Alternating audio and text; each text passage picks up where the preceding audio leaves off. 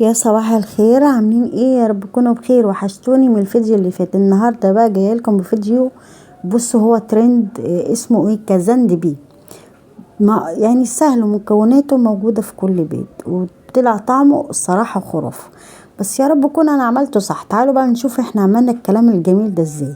معانا المكونات: اول حاجه معلقه ونص نشا، معلقه ونص دقيق، سكر، صفار بيضايه، فانيليا، وايه. تعالوا بقى نشوف اللبن قد ايه. دي كوبايه لبن، كوبايتين، 3 كوبايات لبن بالظبط. هننزل بقى بالمعلقه ونص نشا ومعلقه ونص دقيق. هنقلب كل المكونات ديت، وربع سكر، كيس فانيليا لو عندك سايبه ماشي، وصفار بيضايه، ومعلقه زبده، بس انا نسيت احط الزبده. هنقلب كل الكلام الحلو ده على البارد، وبعدين هنحطها على النار نقلبها. اهم حاجه نقلبها على البارد كويس عشان ما تكلكعش الكلام ده. شايفين؟ تعالوا بقى نحطها على البوتاجاز، على عين البوتاجاز، وهنقلبها كويس وما نسيبهاش. واول ما نلاقيها تتقل نسيبها على جنب بقى. وتعالوا بقى نعمل بقى السكر البودره. لو عندك سكر بودره ماشي، لو عندك سكر عادي تمام. بس ما تنسيش بقى تعملي لايك، ولو لسه مشتركتيش في القناه، وتتابعيني على صفحه البيج عيله سيما، وتعملي شير كده بين صحابك، وتعملي جوله في القناه وجوله في الفيديو، وكتر خيركم.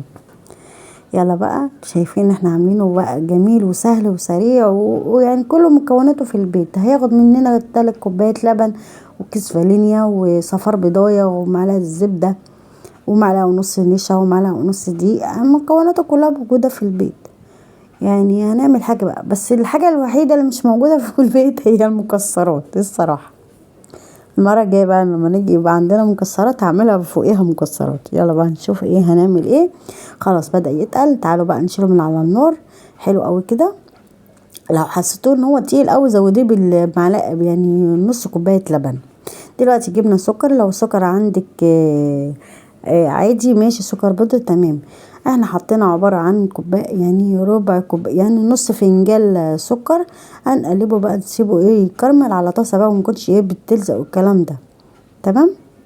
اول ما يبدأ بقى يكرمل هنقلبه. ما نقلبش دلوقتي، نستنى خلاص اهو بدأ السكر هيكرمل. هنقلبه ونسويه خالص في المقلة بتاعتنا. شايفين؟ وهنبدأ ننزل بالمهلبية بتدريج. لو عايزة بقى تنزليه يعني نوبة واحدة ماشي، مرتين تمام، حلو قوي. تعالوا بقى، خلاص السكر بدأ يتكرمل اهو. هننزل بالمهلبية اللي احنا عملناها.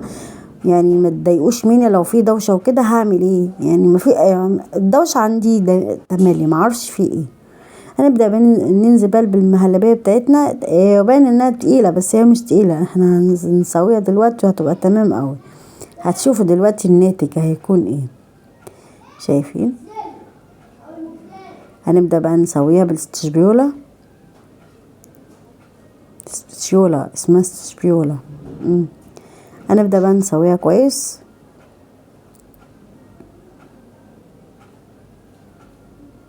شايفين؟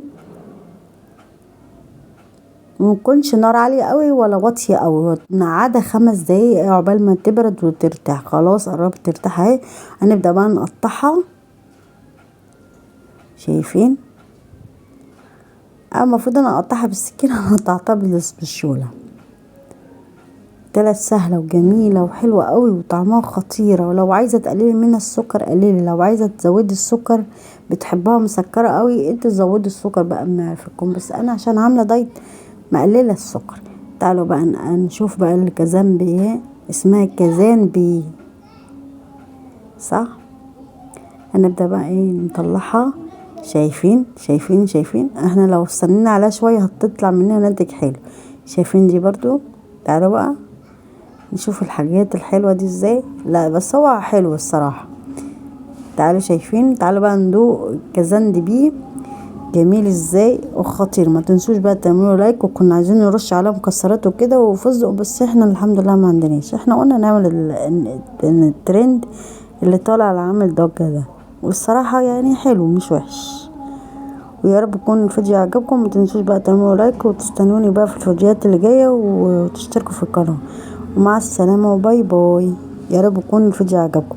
بصوا الطعمه، الواحد مش قادر يقاوم، بس انا مش قادره اقاوم عشان دايت وكده وخايفين عليه يبوظ، واستنوه بقى بالفيديوهات اللي جايه، ومع السلامه وباي باي. يا رب يكون الفيديو عجبكم.